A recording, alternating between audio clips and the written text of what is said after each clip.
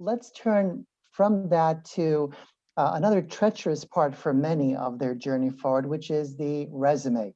I think for many who've listened to us or been coached by us at ExecuNet, they understand, at least conceptually, that your resume is not an archaeological document. It's not a history lesson. It should be a marketing document. And yet it's so hard to actually pull that off, at least by yourself, to shape it into a marketing tool that presents you in that way that you both story told.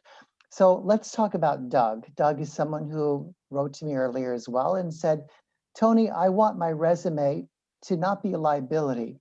But the fact is, I'm nearly 61 years of age. I've been working for 38 years. What do I need to do in order to be taken seriously for the new role I want and know that I can do? So at least he's got the confidence and knows he can do it, but he's worried about how he'll project and market himself through that tool.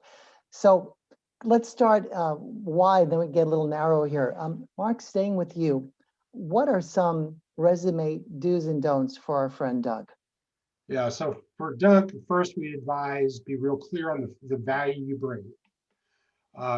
That's key. As a former hiring executive myself, I actually don't care about what you've done before.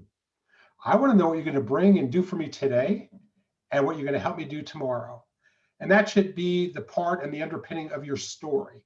See, I think Doug and others probably get it wrong. They jump to writing writing resumes before they know their story.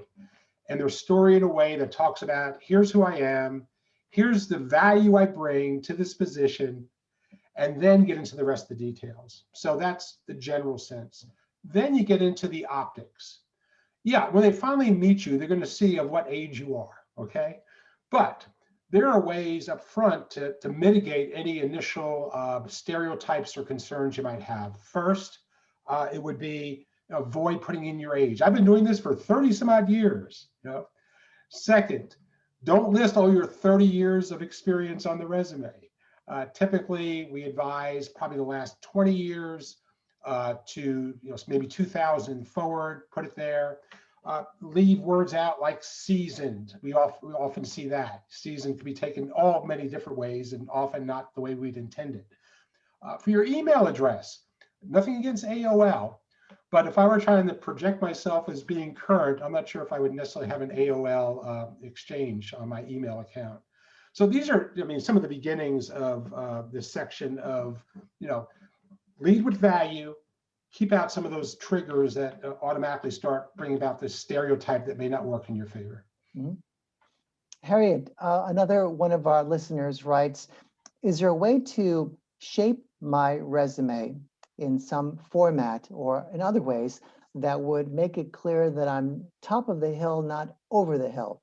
I think the question goes to, is there a contemporary way of shaping a resume that someone who hasn't been in search for maybe 30 or 40 years is unaware? What's your sense about that?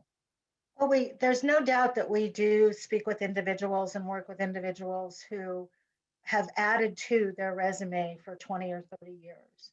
So it leaves things on there such as their GPA and so forth. And, it's probably been there since college. And nobody cares at this point when we're talking about the older worker.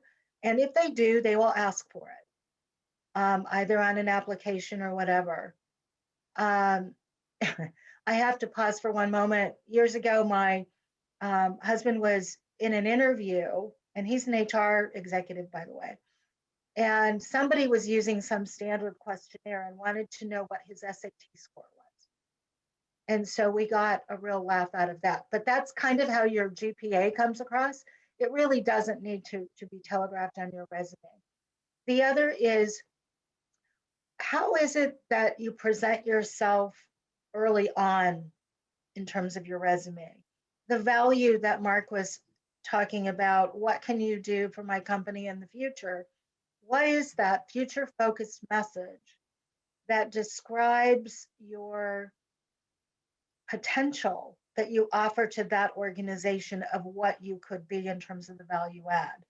That needs to be what's showcased, particularly early on your resume. Of course, you're going to talk about your career history and have those listed in a certain way, but having something that impactful early on is important. The other thing that I would say is the overdependency on the resume document itself.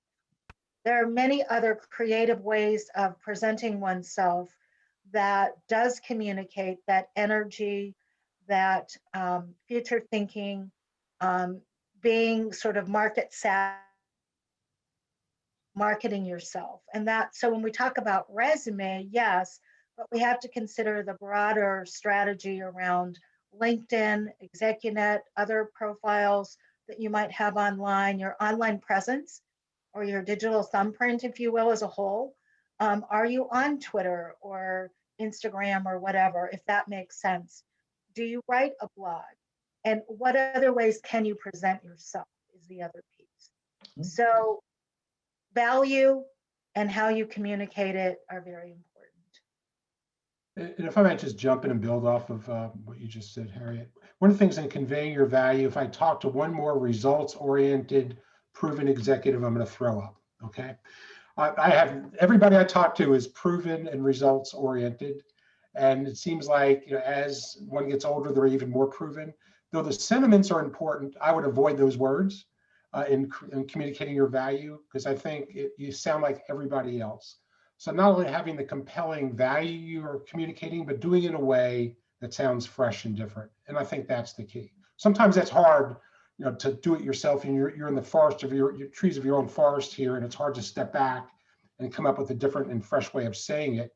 But I would avoid those words because you sound like everybody else, and you want to stand out from the crowd.